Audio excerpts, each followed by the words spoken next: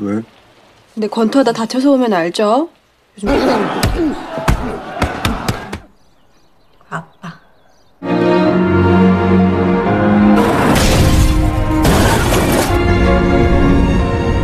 Halo guys, kembali lagi di channel Topeng Hitam Official guys ya. Bagaimana kabar kalian hari ini? Semoga kalian sehat dan banyak rezeki ya guys. Kali ini saya akan mengulas salah satu film yang sangat romantis dan pastinya dijamin bikin kamu baper guys ya. Film ini berjudul Always atau Only You yang berasal dari Korea Selatan dan diproduksi pada tahun 2011. Film ini mampu membuat kita terhanyut dalam ceritanya dan terbilang cukup sentimental. Chemistry dari dua tokoh utama terjalin dengan sangat baik, membuat film ini semakin menguras emosi tentunya. Film ini sendiri berkisah tentang seorang mantan petinju. Ia memiliki masa lalu kelam. Dia adalah Cholmin yang diperankan oleh So Ji-sub, yang tanpa sengaja bertemu dengan seorang gadis cantik namun buta yaitu Jung Hwa yang diperankan oleh Han Yo-jo. Mereka berdua pun akhirnya saling jatuh cinta. Hingga suatu saat Cholmin mengetahui fakta bahwa ternyata ialah yang menjadi penyebab Jung Hwa buta. Akhirnya dia pun rela berkorban agar kekasihnya itu bisa melihat lagi. Nah, kira-kira bagaimanakah pengorbanan Cholmin tersebut guys ya? Dan apakah Jung Hwa bisa melihat lagi? Penasaran kan ya? Langsung saja kita simak alur ceritanya berikut ini guys. Seorang pria bernama Cholmin sedang bekerja mengantar galon air mineral ke sebuah gedung. Setelah mendapatkan upah, dia segera berlari menuju suatu tempat. Seorang pria tua sudah menunggu kedatangannya. Beliau menyerahkan koran dan menyarankan agar Cholmin tidak terlalu keras dalam bekerja. Pria itu segera pamit, karena hari ini hari terakhirnya bekerja sebagai penjaga parkir dan akan segera digantikan oleh Cholmin. Ketika sedang menonton TV kecil di ruangan yang sempit, tiba-tiba seorang wanita muncul dan langsung duduk di sampingnya. Cholmin heran saat wanita itu menyodorkan 2 buah jeruk dan makanan, karena dia tidak kenal dengan wanita itu. Cholmin memperhatikan kalau pandangannya wanita itu tidak fokus, dan langsung mengerti kalau wanita itu tunanetra atau buta. Cholmin akhirnya bicara dan bertanya pada Jung Hwa tentang siapa dia. Dan saat mendengar suara asing yang tidak dikenalnya, Jung Hwa langsung terkejut. "Kau siapa? Kemana kakek itu?" kata Jung Hwa. Rupanya wanita yang bernama Jung Hwa itu terbiasa menonton TV bersama kakek yang digantikan oleh Cholmin. Cholmin menjelaskan kalau kakek tersebut sudah berhenti bekerja. Jung Hwa minta maaf dan pergi, tapi akhirnya Cholmin tidak tega melihat Jung Hwa yang menunggu hujan reda sambil memainkan tongkatnya. Dia kemudian mengajak Jung Hwa masuk nonton TV bersama. 뭐가요? 들이 많이 오는데. Lalu mereka berdua duduk di pos penjaga parkir dan menonton drama di TV. Jung Hwa tidak bisa melihat gambarnya, jadi ia hanya mendengar suara aktornya berbicara. Keesokan harinya Jung Hwa pergi bekerja dan terlihat di wajahnya dia sedih namun berusaha menjalani hidupnya dengan ceria. Dia bekerja sebagai customer service di gedung yang sama tempat Cholmin bekerja sebagai penjaga parkir. Dengan ramah dan sabar melayani seorang pelanggan yang sedang marah-marah, bosnya datang dan menyentuh pundak Jung Hwa, lalu memijatnya untuk memberinya semangat. Jung Hwa tidak merasa nyaman dengan sentuhan bosnya itu, tapi dia tetap tersenyum ramah. Cholmin datang ke sebuah arena latihan tinju. Asisten bos latihan tinju itu sangat terkejut melihat kedatangan Cholmin. Di kantornya bos, Cholmin bersujud minta maaf pada bosnya karena dulu tiba-tiba menghilang dari dunia tinju. Namun bosnya sama sekali tidak memperdulikannya lagi. Si bos langsung marah-marah mendengarnya. Si bos melihat Cholmin dengan penuh kebencian. Cholmin hanya bisa menunduk sedih saat bosnya itu pergi. Si asisten lalu membawa Cholmin keluar dan memperkenalkan Cholmin kepada para petinjunya. Cholmin ternyata juara MMA pada tahun 1999. Dia langsung mengalahkan lawannya di final. Selama si asisten mengoceh, Cholmen hanya menunduk. Seorang petinju lain muncul dan langsung memotong ocehan si asisten. Orang yang dia kalahkan adalah aku, Min Tae-sik, katanya. Tae-sik menyapa Cholmen dengan dingin, dan Cholmen kaget melihat Tae-sik berada di tempat itu. Si asisten memberitahu Cholmen kalau Tae-sik sekarang bukan Tae-sik yang dulu yang pernah ia kalahkan. Ia sekarang adalah bintang yang sedang naik daun. Malam harinya Junghwa datang lagi ke pos jaganya untuk menonton drama. Tiba-tiba dia meminta jendelanya untuk dibuka karena hidungnya lebih sensitif dari orang lain. Cholmen pun membuka satu jendela. Tapi Junghwa masih bisa mengendus bau tak sedap, maka ia membuka satu jendela lagi. "Apa hari ini kau berolahraga?" tanya Junghwa dengan tawa canggung. Cholmen akhirnya menyadari kalau bau tak enak itu pasti bau kakinya. Maka dia memakai kembali sepatunya untuk menutupi bau kakinya. Setelah selesai menonton drama, Cholmen mencuci kakinya agar tidak bau lagi. Saat mau pulang, Junghwa lalu memperkenalkan namanya pada Cholmen. "Perkenalkan, nama saya adalah Junghwa." Junghwa mengulurkan tangannya kepada Cholmen, dan Cholmen menjabat tangannya itu.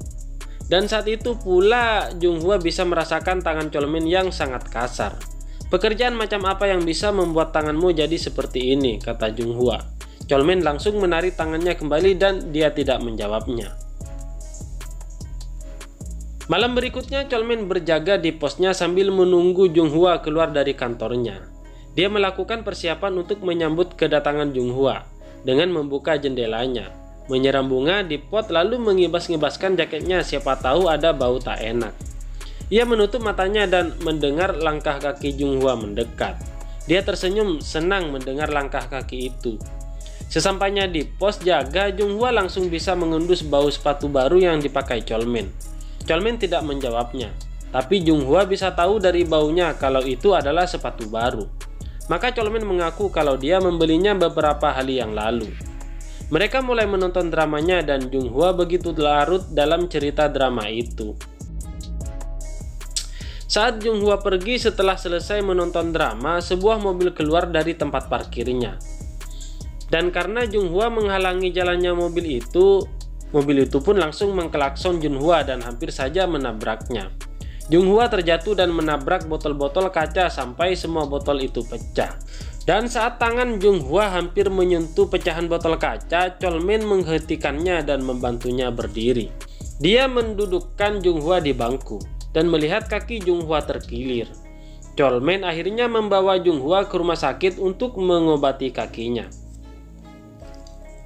Setelah kaki Junghwa selesai diobati, Cholmen mengantarnya pulang. Karena selama ini Cholmen tidak pernah memberitahukan namanya. Sekarang Junghwa sangat penasaran dengan namanya Cholmen. Akhirnya Cholmen pun memperkenalkan namanya. Junghwa memegang tangan Cholmen saat dia berjalan terpincang-pincang. Dan karena kakinya sakit, Junghwa meminta untuk beristirahat sebentar. Tapi Cholmen justru menawarkan diri untuk menggendongnya. Cholmen menunduk agar Junghwa naik ke punggungnya. Junghwa meraba kepalanya lalu menemukan pundaknya. Dan akhirnya naik ke punggung Cholmen dan Cholmen pun mulai menggendongnya. Setelah sampai di depan kamar apartemen Junghwa, Cholmen menurunkannya. Dia sendiri duduk kelelahan di tangga. Saat Cholmen mau pergi, Junghwa mengajak Cholmen menonton konser musik bersama di keesokan harinya. Cholmen terkejut dengan ajakannya. Dia pun mengiyakan ajakan Junghwa. Dia pulang dengan sangat bersemangat, sementara Junghwa berbaring sambil termenung senang. Keesokan harinya, Junghwa pergi ke salon untuk berdandan. Junghwa ternyata tidak sepenuhnya buta, karena matanya bisa melihat setitik cahaya. Dia senang sekaligus sedih dengan kenyataan itu. Cholmen sudah menunggunya di depan pintu apartemennya. Ia cukup terkejut dan tersenyum geli melihat dandanan baru Junghwa. Mereka pun pergi menonton konsernya. Junghwa menggoyangkan kepalanya mengikuti alunan lagunya, sedangkan Cholmen menggoyangkan kepalanya mengikuti alunan kepala Junghwa. Keesokan harinya, Junghwa berusaha menjalani kehidupan sehari-harinya, melayani telepon keluhan pelanggan dengan penuh kesabaran. Cholmen menemui bos tempat latihan tinjunya dan si asistennya di sebuah warung jalanan. Suasana di antara mereka sangat canggung. "Biarkan aku menanyakan satu hal saja. Kemana kau selama ini?" tanya si bos. Cholmin menuangkan minuman untuk si bos, namun dia tetap diam. Dan saat si bos mau pergi, akhirnya Cholmin menceritakan masa lalunya. "Aku dipenjara selama 4 tahun 3 bulan. Si bos dan asistennya pun kaget mendengarnya. Scene pun menunjukkan flashback masa lalu Cholmin.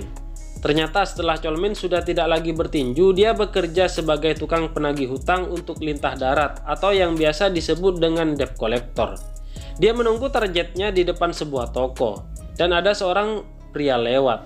Cholmin langsung mendekatinya dan saat itu pula pria tersebut melarikan diri.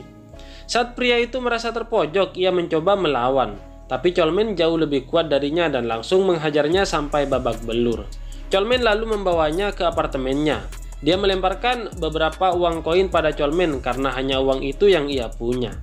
Dan saat Cholmin ingin menghajarnya lagi, tiba-tiba seorang mengetuk pintu kamar apartemen itu. Kembali ke masa kini, Junghwa pulang ke apartemennya. Dan setelah dia membuka pintu, dia terkejut saat mendengar suara seseorang sedang berada di depan kamar apartemennya. Bosnya ternyata memang sudah menunggunya sedari tadi sambil minum. Dia datang karena selama ini Junghwa selalu menolaknya setiap kali dia mengajaknya berkencan dengan alasan ada janji. Dan setelah bosnya itu tahu kalau Junghwa selama ini berbohong, bos itu tiba-tiba masuk ke kamar apartemennya dan mendekati Junghwa. Dia berusaha memeluk Junghwa, tapi Junghwa langsung melawannya dan melukai wajahnya. Perbuatannya itu malah membuat si bos makin marah dan langsung menampar Junghwa. Saat si bos berhasil menangkapnya dan hampir saja memperkosanya, Cholmin datang menyelamatkannya. Dia langsung menghajar si bos itu. Si bos berusaha menghindar dengan memberitahu Cholmin kalau dia adalah bosnya Junghwa.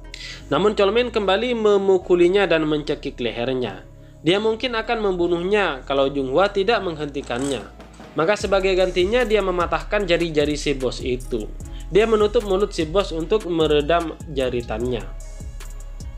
Setelah si bos pergi, Cholmin mengecek keadaan Junghwa yang bukannya berterima kasih malah marah-marah. Karena apa yang barusan dilakukan Cholmin itu bisa membuat Junghwa dipecat. Cholmin bingung kenapa dia masih mau bekerja di perusahaan seperti itu. Keesokan harinya setelah dia selesai memarkirkan sebuah mobil, dia melihat Junghwa menunggunya di depan pos jaga. Junghwa memberitahunya kalau dia sudah menyerahkan surat pengunduran diri dari pekerjaannya.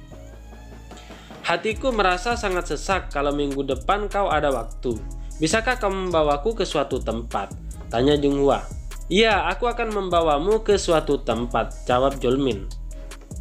"Ya, aku akan membawamu ke suatu tempat," jawab Cholmin. Junghwa tersenyum dan senang mendengarnya. Kemudian tibalah waktu yang dijanjikan. Cholmin menunggu Junghwa di depan kamar apartemennya sambil membawa seekor anak anjing. Saat Junghwa keluar, dia langsung menyerahkan anak anjing itu kepadanya. Junghwa terkejut dan langsung menggendong anak anjing itu. "Jangan tinggal sendiri lagi, tinggallah bersamanya. Saat dia besar nanti dia akan menjadi anjing penjaga," kata Cholmin. Cholmin mengajaknya ke suatu danau. Dia memberitahu Junghwa kalau dia dibesarkan di panti asuhan dekat danau itu. Waktu kecil, dia dan anak-anak yang lain pergi ke danau itu untuk menangkap ikan dan berenang. Tapi panti asuhan itu tenggelam karena banjir. Danau itu adalah satu-satunya tempat dia ingin kembali. Satu-satunya tempat yang bisa ia ingat. Tiba-tiba Junghwa meminta Cholmin untuk mencarikan sebuah batu. Cholmin memberikannya sebuah batu kecil berwarna putih. Sementara Junghwa menemukan batu kecil berwarna hitam belang. Junghwa bisa merasakan kalau batu itu sangat mirip dengan Cholmin. "Aku akan menganggap batu ini sebagai dirimu dan akan selalu kubawa bersamaku. Jadi kau juga anggaplah batu ini sebagai aku dan bawalah selalu bersamamu," kata Junghwa. Junghwa menyerahkan batu putih pada Cholmin dan menggenggam tangan Cholmin. Cholmin tersenyum dan balas menggenggam tangan Junghwa. Dan sepertinya semenjak itu mereka mulai berpacaran. Kemudian suatu hari Cholmin datang dan mengejutkan si bos tempat latihan tinju dan asistennya karena dia memutuskan untuk kembali bertinju. Maka mulailah Cholmin memulai kehidupannya dengan lebih beragam, seperti bekerja, latihan tinju, olahraga, dan berkencan dengan Junghwa, dan merenovasi kamar apartemen Junghwa.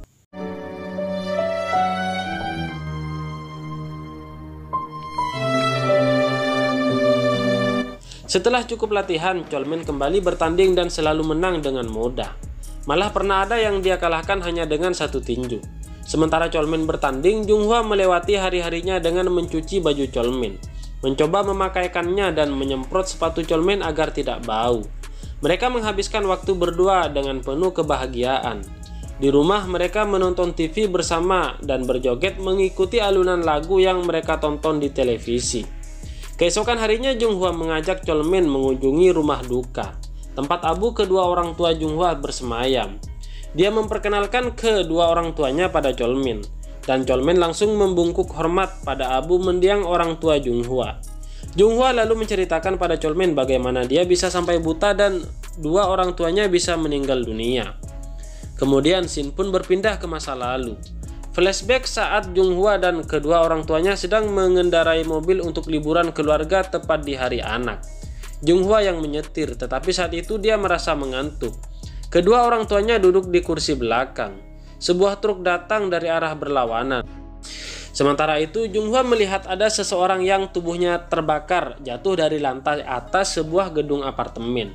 Dan saat perhatiannya teralih, itulah Junghwa tak melihat truk yang datang dari arah berlawanan dengannya dan menabraknya sampai membuat mobil Junghwa terpental dan menabrak mobil yang lain sampai mobilnya itu terbalik.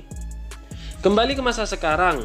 Sekarang di rumah duka itu Cholmin sangat terkejut mendengar cerita Junghwa yang membuatnya teringat masa lalunya saat dia ingin menghajar si pria yang punya hutang ke lintah darat, tapi terhalang oleh gedoran pintu.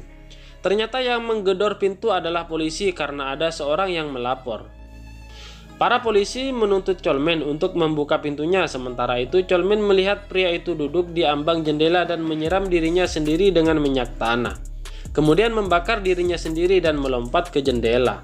Cholmin berusaha menyelamatkannya, tapi api itu menjalar ke tangannya dan membuatnya terpaksa melepas pria itu. Pria itu pun terjatuh sampai ke bawah gedung dan tepat setelah itu si pria itu terjatuh, Cholmin melihat sebuah kecelakaan mobil yang membuat mobil terpental sampai terbalik. Dan di dalam mobil itu Junghwa melihat pandangan matanya mulai mengabur. Di tempat latihan tinju, Cholmin menangis, menyadari kalau dialah yang telah membuat Junghwa kecelakaan dan orang tuanya meninggal. Cholmin meninju bantal tinjunya tanpa pelindung sampai membuat tangannya lecet. Dia duduk dan menangis sendirian di tempat latihan tinju yang gelap. Dia pulang dan menemukan rumahnya berantakan. Ia khawatir dan langsung memanggil Junghwa, tapi cuma ada anjingnya di rumah. Dia berlari ke sebuah rumah sakit dan menemukan Junghwa sedang duduk setelah tangannya diobati. Cholmin datang menemui dokter mata. Dia memberitahukannya kalau mata Junghwa tidak bisa melihat karena kornea matanya cedera. Tapi kalau Junghwa terus membiarkan matanya seperti itu, dia bisa melihat penglihatannya selamanya. Sementara itu Junghwa di rumah merasa setitik cahaya yang selama ini masih bisa dilihatnya jadi semakin mengabur. Selain menunggu donor, apa tidak ada cara lain? Tanya Cholmin kepada sang dokter. Sebenarnya ada, kata dokter. Cholmin datang ke sebuah klub malam untuk menemui Men Tae-sik yang terkejut sendiri karena tiba-tiba Cholmin menghubunginya. Tolong pinjami aku uang, kata Cholmin. Berapa? Jawab Tae-sik. 30 juta won. Kapan kau membutuhkannya? Secepatnya, kata Cholmin. Sebelum Cholmin pergi, Tae-sik memberinya sebuah solusi yang menghasilkan uang banyak dalam keadaan terdesak. Cholmin pun membujuk Junghwa untuk melakukan operasi. Dokter bilang kalau kornea mata bisa dibeli dari Amerika. Kau tahu tentang semua itu kan? Kenapa kau tidak pernah bilang padaku? Tanya Cholmin. Dari mana kita bisa dapat uang sebanyak itu? Kata Junghwa. Cholmin pun berbohong kalau ia punya tabungan. Padahal sebenarnya dia tidak punya tabungan sebanyak itu.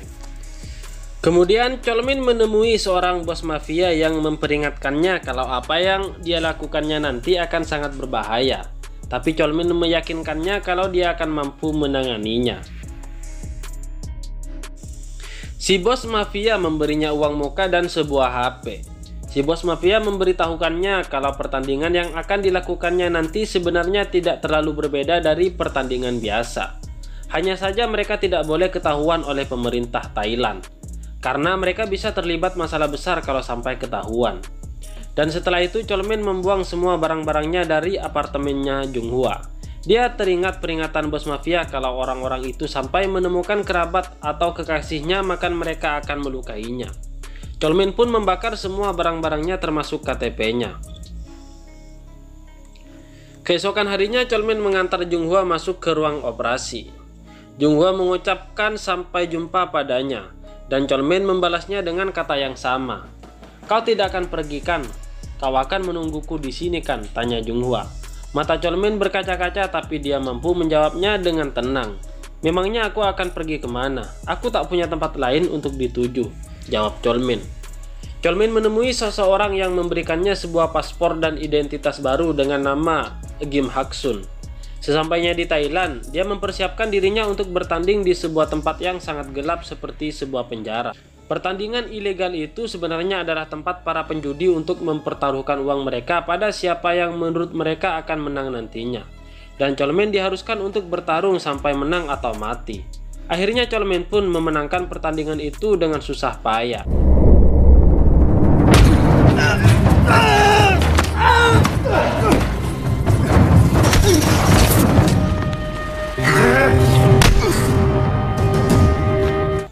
Sementara itu, Junghwa sudah diperbolehkan untuk membuka perban matanya. Setelah selesai bertanding, saat berjalan sendirian di tepi pantai, Cholmin menelpon rumah sakit untuk menanyakan hasil operasi Junghwa. Pihak rumah sakit memberinya sebuah kabar baik dan Cholmin banyak-banyak mengucapkan terima kasih setelah mendengar operasinya berhasil. Cholmin lalu ditelepon oleh seseorang yang menanyakan apakah dia sudah sampai di Korea. Cholmin pun mengiyakannya dan juga memberitahu kalau orang itu sedang berada di tepi pantai. Dan tepat setelah telepon terputus, sebuah mobil tiba-tiba mengebut ke arahnya dan menabraknya. Saat melihat Cholmin masih hidup, para penjahat itu menusuk punggungnya dan mengambil berliannya. Mereka memberi isyarat pada bos mereka yang sedang berada di mobil kalau mereka sudah menemukan berliannya, dan si bos mengangguk pada mereka. Dan mereka sepertinya ingin benar-benar menghilangkan jejak dengan menusuk Cholmin sekali lagi. Sebuah mobil datang dari arah berlawanan. Para penjahat itu langsung mengurungkan niatnya untuk membunuh Cholmin dan kembali ke mobil mereka untuk melarikan diri. Dan meninggalkan Cholmin tergeletak di jalan dan berdarah. Dan bos kedua penjahat itu ternyata Tae-sik. Junghwa melakukan pemeriksaan mata sebelum dia diperbolehkan pulang. Namun perhatian utamanya bukan kesehatan matanya sendiri, tapi kabar tentang Cholmin. Junghwa bahkan mendatangi polisi untuk melaporkan hilangnya Cholmin. Waktu pun berlalu begitu cepat. Scene berpindah ke 2 tahun kemudian. Junghwa kini telah memiliki usaha tembikar sendiri. Dia sedang membuat pot-pot pesanan orang-orang. Tiba-tiba Junghwa ditelepon oleh seseorang. Junghwa berjanji pada orang itu kalau dia pasti akan segera datang minggu ini. Kemudian minggu depan dia pergi ke sebuah rumah sakit untuk memijat para pasien di sana. Junghwa lalu mengunjungi seorang kakek. Si kakek langsung mengeluh badannya sakit semua. Saat mendengar suara Junghwa, pasien di sebelah si kakek langsung berbalik untuk melihatnya. Dan pasien itu ternyata adalah Cholmin. Cholmin sangat terkejut melihat Junghwa, tapi dia menahan diri untuk tidak berbicara apapun dan kembali memalingkan wajahnya. Cholmin tidak ingin menjadi beban bagi Junghwa karena saat ini dia sudah menjadi orang cacat karena ditabrak oleh mobil saat di pantai waktu itu. Junghwa mendatanginya, tapi Junghwa tidak mengenalinya karena Junghwa memang belum pernah melihat wajah Cholmin sebelumnya. Saat dia masih bersama dengan Cholmin, dia masih dalam keadaan buta. "Aku akan memijatmu," kata Junghwa. Dia membalikkan badan Cholmin lalu memijat bahunya. Dan pijatan Junghwa bisa merasakan otot-ototnya sangat kaku. Junghwa lalu membalikkan tubuhnya kembali dan mereka berpandangan. Mata Cholmin berkaca-kaca, tapi Junghwa sama sekali tidak mengenalinya. Maka dia cuma tersenyum padanya. Junghwa membalikkan tubuh Cholmin sampai tengkurap dan memijat punggungnya. Sementara Junghwa memijatnya, tangan Cholmin gemetaran menggenggam sesuatu dengan sangat erat.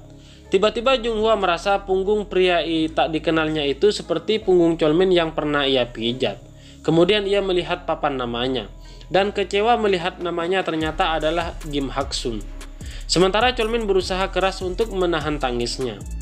Setelah selesai memijat, Junghwa mendoakan kesembuhannya lalu pamit pergi. Cholmin akhirnya melepaskan genggaman tangannya dan menjatuhkan batu Junghwa. Dia menangis haru, senang, sekaligus sedih. Akhirnya dia bisa melihat Junghwa kembali hidup normal. Beberapa minggu kemudian, Cholmin keluar dari rumah sakit. Dia tidak bisa berjalan dengan normal.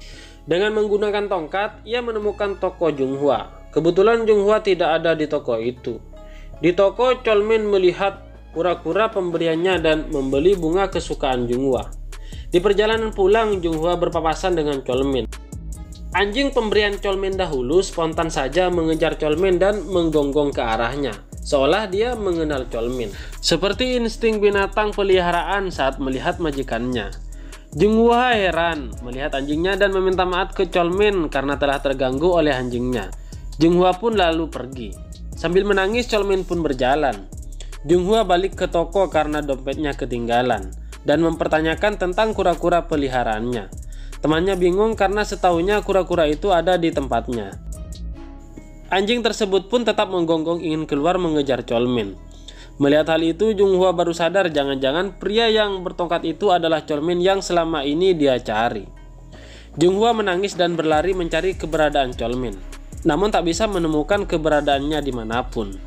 Sementara itu, Cholmin sudah turun ke stasiun kereta bawah tanah. Junghwa pun terduduk di tepi jalan dan menangis. Junghwa menelpon pihak rumah sakit untuk menanyakan tentang pria pincang itu. Dan direktur rumah sakit memberitahunya kalau pria itu sudah meninggalkan rumah sakit beberapa hari yang lalu. Junghwa hampir putus asa mendengarnya. Namun sejenak Junghwa mengingat-ingat kembali tempat-tempat yang sering dikunjungi oleh Cholmin. Cholmin pun pergi ke danau tempat bermainnya masa kecil dulu. Di danau itu Cholmin melepaskan kura-kura peliharaannya dan mengingat kembali kenangannya bersama Junghwa. Tanpa dia sadari, Junghwa sudah berdiri tepat di belakangnya. Aku sudah bilang kan kalau saat aku membuka mataku, aku hanya ingin melihat wajahmu. Tapi kenapa kau membiarkanku hanya melihat diriku sendiri? Kata Junghwa. Cholmin akhirnya mau berbalik badan untuk melihat Junghwa, namun langsung menunduk kembali. Junghwa berjalan mendekatinya. Maafkan aku karena aku tidak mengenalimu. Aku sungguh-sungguh minta maaf, kata Junghwa lagi. Cholmin menggelengkan kepalanya dan berusaha menahan tangisnya. Junghwa memegang wajahnya dan meminta Cholmin untuk melihatnya. Melihat ke dalam matanya, Cholmin pun melihat matanya dan Junghwa langsung memeluknya. Aku sangat merindukanmu, kata Junghwa. Cholmin pun membalasnya. Junghwa, aku sangat mencintaimu, kata Cholmin. Dan film pun berakhir dengan happy ending. Bagaimana menurut kalian guys? Kisah yang sangat menyentuh bukan? Di mana kedua tokoh utama ini bertemu kembali setelah berpisah 2 tahun yang lalu. Jika kalian suka, jangan lupa untuk like, subscribe, dan tekan tombol loncengnya agar kalian tidak ketinggalan alur film lainnya guys ya. Oke, terima kasih guys, bye bye.